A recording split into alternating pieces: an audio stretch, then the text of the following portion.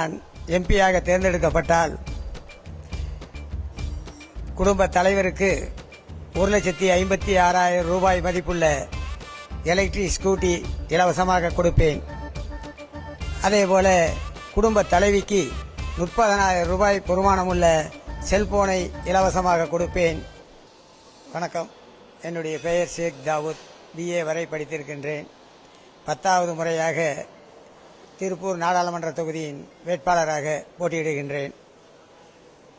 என்னுடைய தேர்தல் அறிக்கை, நான் எம்பியாக தேர்ந்தெடுக்கப்பட்டால் குடும்ப தலைவருக்கு 1,56,000 ரூபாய் மதிப்புள்ள எலக்ட்ரிக் ஸ்கூட்டி இலவசமாக கொடுப்பேன். அதேபோல குடும்ப தலைவிக்கு 30,000 ரூபாய் வருமானமுள்ள செல்போனை இலவசமாக கொடுப்பேன். அரசாங்கம் அறிவித்த மாதம் 1000 ரூபாயை நான் அதை உயர்த்தி மகளிருடைய குடும்ப நலனை பாதுகாக்க மாதம் ஒன்றிற்கு 10,000 ரூபாயை இலவசமாக அவர்களுக்கு வழங்குவேன். அதேபோல கல்லூரியிலே படித்துக் கொண்டிருக்கின்ற ஏழையாக இருந்தாலும் சரி, பணக்காரராக இருந்தாலும் சரி, தமிழில் படித்தவர்களாக இருந்தாலும் சரி, இங்கிலீஷிலே படித்தவராக இருந்தாலும் சரி, அனைவருக்கும் மாதம் ஒன்றுக்கு உதவித்தொகையாக மாதம் 10,000 ரூபாயினை வழங்குவேன் என்றும், அதேபோல பெண்களுக்கு இலவச பஸ் பாஸை கொடுத்திருக்கின்றார்கள். ஆண்களை அம்போ என்று கழட்டி விட்டிருக்கிறார்கள் என்பதற்காக அல்ல, ஆண்களையும் இலவசமாக பயணிக்க நான் அவர்களுக்கு அந்த இலவச பஸ் பாஸினை பெற்றுத் தருவேன்.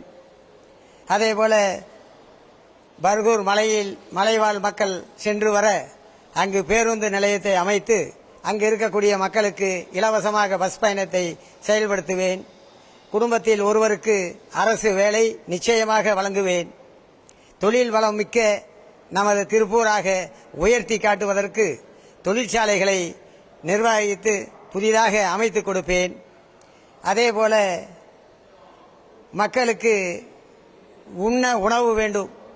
கோவிலுக்கு சென்றாலும் சரி, மசூதிக்கு சென்றாலும் சரி, கிறிஸ்துவ ஆலயத்துக்கு சென்றாலும் சரி, அனைத்து இடங்களிலும் தினசரி அவர்களுடைய விருப்பத்திற்கு ஏற்ப தினசரி அன்னதானம் வழங்கப்படும். அந்த திட்டங்களை அமுல்படுத்துவேன்.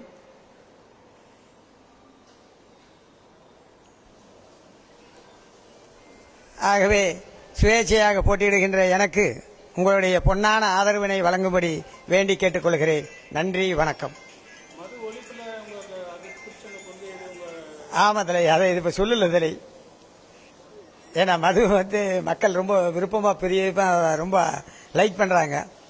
அவங்கள போய் அப்புறம் வேண்டான்னு சொல்ல முடியாதுல்லங்க. ஜனநாயக உரிமை, அவங்க குடிப்பதோ குடிக்காததோ அது அவங்களுடைய உரிமை. அந்த உரிமையில் போய் நாம் தலையிடுவது நியாயமில்லை. மக்கள் சந்தோஷமாக இருக்க வேணும். என்னுடைய வருமானமும் எனக்கு தேவையில்லை. நான் MP ஆனாக்கா அந்த காசும் தேவையில்லை, ரோடு போட வேண்டிய அவசியம் இல்லை. டெண்டரை கொண்டு வந்து மக்களுக்கு சேவை செய்ய வேண்டியதுதான் என்னுடைய லட்சியம்.